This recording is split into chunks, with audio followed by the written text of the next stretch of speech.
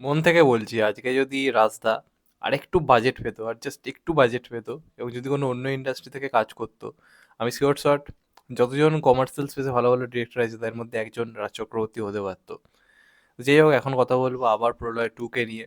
আবার প্রলয় যেখানে শেষ হয়েছিল আমরা দেখেছিলাম সেই বোম ব্লাস্ট, তারপর অনিমেষ দত্তর সেই সারভাইভ, তারপরে কি হলো সেটাকে কেন্দ্র করেই গল্প, এবং একটা নতুন মিশন তার সঙ্গে এখানে হতে চলেছে। তো এই কাজটা কেমন হলো দেখো, এই কাজটা পুরো এখন অব্দি টোটাল 7টা এপিসোড রিলিজ করেছে, আর একটা এপিসোড শুধু রিলিজ হওয়া বাকি। আমি জানি না তারা কেন পিছিয়ে দিয়েছে, তবে এই 7টা এপিসোড দেখে আমি সিরিজটা নিয়ে কথা বলছি তার কারণ কিছু কিছু জিনিস আমার বলার রয়েছে, পজিটিভ দিক নেগেটিভ দিক। এবং এই সিরিজটা নিয়ে এখন রিভিউ করা যেতে পারে, তার কারণ লাস্ট যে এপিসোডটা রয়েছে সেটা আলটিমেটলি ক্লাইম্যাক্স বলা যেতে পারে, যদি আমি খুব না ভুল হয়ে থাকে ওটা ক্লাইম্যাক্স হতে চলেছে। তো সেই ক্লাইম্যাক্সটাকে কেন জানি না পিছিয়ে দেওয়া হয়েছে। তারা টোটাল 7টা এপিসোড রিলিজ করেছে, একটা এপিসোড এখনো বাকি রয়েছে। কিন্তু রিভিউ করা কোনো প্রবলেম হবে না, তার কারণ এই 7টা এপিসোডে তোমার চোখের সামনে জলের মতো পরিষ্কারই যে এই সিরিজটা কেমন হয়েছে, কি হওয়ার কথা ছিল, কি হয়েছে, জিনিসগুলো তোমার সামনে পরিষ্কার। সেই জায়গা থেকেই আমার হচ্ছে কোথাও গিয়ে রিভিউটা। তো এখন কি হয়ে যায়, বেশিরভাগ ক্ষেত্রে কোনো একটা সিরিজ বা সিনেমা সফল হলে সেটাকে পার্ট 2 করে আনার বা সিকুয়েল করার একটা জোর একটা ট্রেন্ড এখন দেখা যাচ্ছে। এবং এই ট্রেন্ডে অনেকেই পা দিয়ে প্রথম পার্টের কোয়ালিটি বজায় রাখতে পারেনি, আগের গল্পের সঙ্গে সামঞ্জস্যতা বজায় রাখতে পারেনি, জিনিসগুলো হয়েছে। কিন্তু আবার প্রলয় 2 কিন্তু এই জায়গাটা কিন্তু সফল হয়েছে। এই যে প্রথমে একটা সফল যে একটা সিরিজ, এটা তো বিরাট হিরো ছিল আবার প্রলয়টা, তারপরে যে আবার প্রলয় 2 আসছে, তো আগের পার্টের সঙ্গে একটা সামঞ্জস্য মিল রেখে যে জোর জবরদস্তি একটা সিরিজ নয়, এই গল্পটাকে তার সামনের দিকে এগিয়ে নিয়ে যাওয়ার জন্য যে রাইটিংটা, সেটা কিন্তু এই গল্পটার মধ্যে কিন্তু রয়েছে, যেটা এটা খুবই পজিটিভ দিক। সেকেন্ডলি, সিরিজটা নিয়ে কিন্তু আমার মনে এক্সপেকটেশন বিরাট কিছু ছিল না। যেরকম ট্রেলার দেখেছিলাম, আমার খুবই বেসিক লাগছিল যে আলাদা কিছু নতুনত্ব কিছু পাবো কিনা। হ্যাঁ, এটা ঠিক, বহু যারা এখন বিভিন্ন ভাষা সিরিজ টিরিজ দেখে না তাদের কাছে হয়তো এই সিরিজটা বিরাট নতুন কিছু হবে না।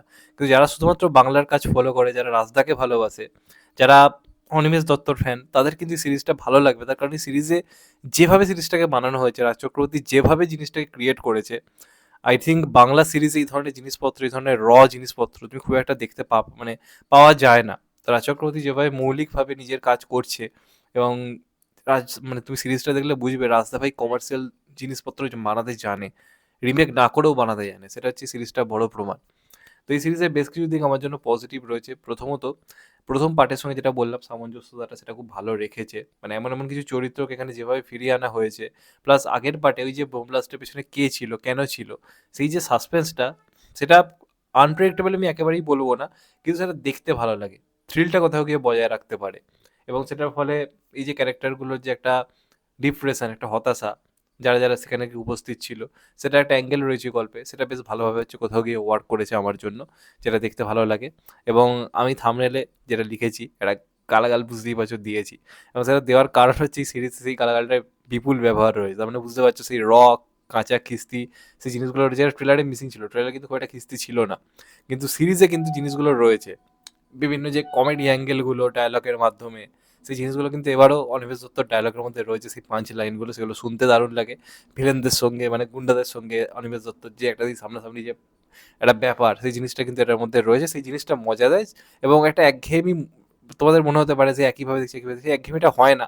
তার কারণ মানে শাশ্বত চট্টোপাধ্যায়ের মানে কোথাও গিয়ে মানে অভিনয় পারফরমেন্স, সেই জায়গাটা কোথাও গিয়ে একঘেয়েমিটা আনতে পারে না। এত ভালো মানের বলার ধরন, সেটা কোথাও গিয়ে মানতে হবে, এটা নিয়ে কোনো সন্দেহ করার জায়গা নেই। আর যেভাবে এখানে গল্পটাকে এগিয়ে নিয়ে গেছে, দেখো প্রথম 4টে এপিসোড যখন হয়, আমার কিন্তু খুব একটা যে ভালো লাগছিল তা নয়, খুবই এটা অ্যাভারেজ একটা সিরিজ লাগছিল।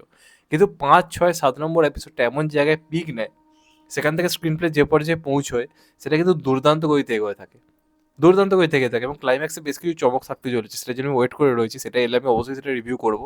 আপাতত আমি সিরিজটা রিভিউ করছি ওভারঅল কেমন হলে 7খানা এপিসোড দেখে। তো সেই জিনিসটা রয়েছে।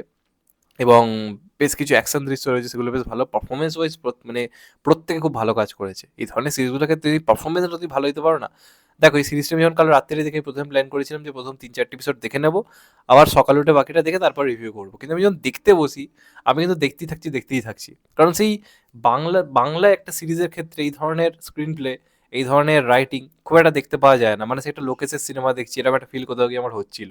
তো এবার যদি আমি পজিটিভ দিকে আসতে বলা হয়, প্রথমত পজিটিভ দিক হচ্ছে প্রত্যেকের পারফরমেন্স। এবং এখানে ওমদার কথা আমি আলাদা করে বলবো, ওমদার কাজ কিন্তু খুব খুব খুব ভালো হয়েছে। মানে ওই যে একটা অবাঙালি ব্যাপার, এবং সেই যে ডায়লগ বলার ধরন, বিহারিরা যেভাবে কথা বলে, বিহারি কালচার একটা ধরো মানে কি বলবো দুষ্কৃতী, তার যে পারফরমেন্স যেরকম ধরনের হয়েছে, তার কালচারটা যেভাবে দেখা হচ্ছে, সেটাকে যেভাবে আয়ত্ত করেছে ওমদা, আমার মনে হয় টলিউড ইন্ডাস্ট্রি তাকে একদমই ইউজ করতে পারেনি।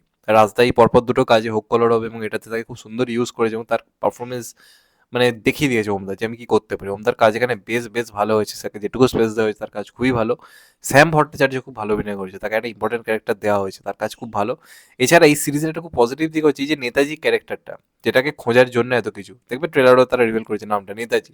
এবার এই নেতাজিটা আলটিমেটলি কে, এই থ্রিলটা কিন্তু খুব ভালো ছিল। এটার পিছনে একটা টুইস্ট রয়েছে, সেই টুইস্টটা কিন্তু দারুণ ওয়ার্ক করেছে। মানে আসল যে নেতাজি সেটা যে হয়েছে এবং সেই টুইস্টটাকে যেভাবে এনেছে এবং সেখানে তার যে পারফরমেন্স সেটা সিরিয়াসলি সারপ্রাইজ করে দেয়।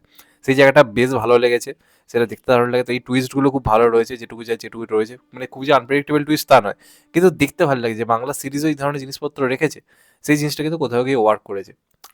তো এবার এইগুলো হচ্ছে মূলত পজিটিভ দিক, এবং যেগুলো বললাম কমেডি ফমেডি, যারা এন্টারটেনমেন্ট ভ্যালুর জন্য দেখতে চাইবে তাই জন্য এটা একটা পারফেক্ট সিরিজ। আর যারা একটা ভালো ধরনের একটা বেশ ডিটেলসিং গল্প যারা দেখতে চাইবে তাই জানি না কেমন লাগবে, কিন্তু যারা এন্টারটেনমেন্ট ভ্যালু, যারা মাস মুভি পছন্দ করে, তাই কিন্তু সিরিজটা বেশ বেশ বেশ ভালো লাগবে। এবার যদি আমি আস্তে আস্তে নেগেটিভ দিকে আসি, তাহলে আমার বেশ কিছু নেগেটিভ দিকও রয়েছে। প্রথমত আমার মনে হয়েছে এই সিনেমাটার স্কেলটা আওয়ার প্রলয়ের থেকে একটু ফ্ল্যাট হয়েছে। মানে আওয়ার প্রলয়তে যে বাজেট খরচ করা হয়েছে, অনিমেষ দত্তকে যে ধরনের গ্র্যান্ড স্কেল এন্ট্রি, তাকে যে মাস মোমেন্টস দেওয়া হয়েছে, সেটা এই পার্টে কিন্তু তুলনামূলক একটু মিসিং রয়েছে। আর এখানে তুমি সেট ডিজাইন ফিজাইন দেখলেও বুঝতে পারবে যে বাজেটের একটু খামতি রয়েছে, সেটা কিন্তু স্ক্রিনে ফুটে উঠছে। এটা আমার কোথাও গিয়ে মনে হয়েছে। যেমন এখানে যে অনিমেষ দত্ত তার বউয়ের কথাতে যে এখন ডিপার্টমেন্ট ছেড়ে দিয়েছে, বহুদিন ধরে বাইরে রয়েছে, সে এখন একটা ফুড ব্লগিং চ্যানেল খুলেছে, সেখান থেকে যে আস্তে আস্তে যে এখানে ফিরছে, সেটা খুব বেসিকভাবে দেখানো হয়েছে। এখানে একটা এমন সিচুয়েশন রাখা যেত যেখানে আমরা সিটি হাতড়ি মেরে দেবো, যেটা কিন্তু আবার প্রলয় থেকে আমার হয়েছিল। তো সেই মোমেন্টটা একটু মিসিং এখানে, যেভাবে অনিমেষ দত্ত আবার ফেরে কাজে, সেটা খুবই বেসিক লেগেছে আমার, যে ওটা তো ভাই ভাবাই যায় যে একটা অন্যরকম মাস মোমেন্ট আই থিঙ্ক রাখা যেত, একটা সারপ্রাইজ যে এই সময় লোকটা ফিরছে, এরকম একটা কিছু রাখা যেত। এটা আমার কোথাও গিয়ে মনে হয়েছে। প্লাস এই যে গল্পটার যে মেন প্লটটা, এই যে দুষ্কৃতী ছিনতাইকারী যারা এরকম সোনা গয়না ছিনতাই করে নিচ্ছে দোকানে গিয়ে, এটা নিয়ে কিন্তু বহু কাজ রিসেন্ট টাইমে হয়েছে। বহু বাইরের সিরিজ তো হয়েইছে, বাংলাতেও মৃগয় বলে একটা সিনেমা হয়েছিল। তো এইখানে যেভাবে পুলিশের সামনে দিয়ে এরা কাজকর্ম করে পালাচ্ছে, সেটা দেখতে খুব হাস্যকর লাগে। মানে পুলিশকে একেবারে যেন সেই জোকার বানিয়ে রেখে দিয়েছে, মানে পুলিশের সামনে দিয়ে যা ইচ্ছে করাতে পারে। যদিও বাংলায় এটাই হচ্ছে, মিথ্যা কথা কেন বলবো, পুলিশ পুলিশের সামনে দিয়ে অনেক কিছু হয়ে যায়। কিন্তু একটা সিরিজ যখন তুমি দেখছো এবং তোমাকে সবাইকে লার্জার দ্যান লাইফ ভাবে তুমি দেখতে পাচ্ছ, তখন সেটার ক্ষেত্রে সেই সামঞ্জস্যতা রাখতে হবে। এখানে যে সিনগুলো দেখানো হচ্ছে, গোলাগুলি চলছে, এগুলো চলছে, এগুলো খুবই লো স্কেলের লাগছে, যেটা কিন্তু পার্ট ওয়ানে আমার কোথাও গিয়ে মনে হয়নি। তবে ডিটেলিং বা প্লটের দিক থেকে বিচার করতে গেলে এটা আমার ফার্স্ট পার্টের থেকে বেশি এঙ্গেজিং মনে হয়েছে, এটা সত্যি কথা। অনেকটা বেশি এঙ্গেজিং মনে হয়েছে, কিন্তু সিনেমাটা সিরিজটার স্কেলটা কোথাও গিয়ে একটু আমার ফ্ল্যাট মনে হয়েছে। আরও বেটার টাকা আই থিঙ্ক এটার ক্ষেত্রে ঢালা যেত, তাহলে আরও বেটার কিছু হতে পারতো বলে আমার কোথাও গিয়ে মনে হয়েছে। আর এদের যে ডিটেলিংটা, মানে এরা কীভাবে সব অপারেট করে, কীভাবে কী করে, সেটা আরও গভীরে গিয়ে আই থিঙ্ক দেখানো যেত, অনেকটা বেশি গভীরে গিয়ে দেখানো যেত। এবং সেটার জন্য টাইম নিয়ে আর একটু বড়ো করেও সিরিজটাকে বানানো আই থিঙ্ক কোনো প্রবলেম হতে নেই। যেটা আমাদের নেটফ্লিক্সে যে কাজটা এলো the Khakee, the Bengal chapter, সেটাই তুমি দেখতে পারবে। ওই যে ওদের যে টিমটা ডিটেলিংস, ওদের টিমের মধ্যে যে ব্যাপার স্যাপার, সেগুলোর মধ্যে অনেকটা গভীরতা ছিল। এই গভীরতাটা এখানে মিসিং রয়েছে, কারণ অনেকটা অনিমেষ দত্ত তার টিমের জিনিসপত্র বেশি দেখানো হয়েছে। আই থিঙ্ক সেখানে আরও বেশি টাইম দেওয়া যেত, যেহেতু এটা একটা সিরিজ। সিনেমার ক্ষেত্রে এই ভুলগুলো অতটা মেনে নেওয়া যায় যে কম টাইমের মধ্যে, সিরিজে তোমার হাতে তো টাইম রয়েছে। তো সেটা একটা কোথাও গিয়ে আমার নেগেটিভ মনে হয়েছে। এবার দেখা যাক আলটিমেটলি ক্লাইম্যাক্সটা কেমন হয়। বেশ কিছু জায়গা আমাকে সারপ্রাইজ করেছে।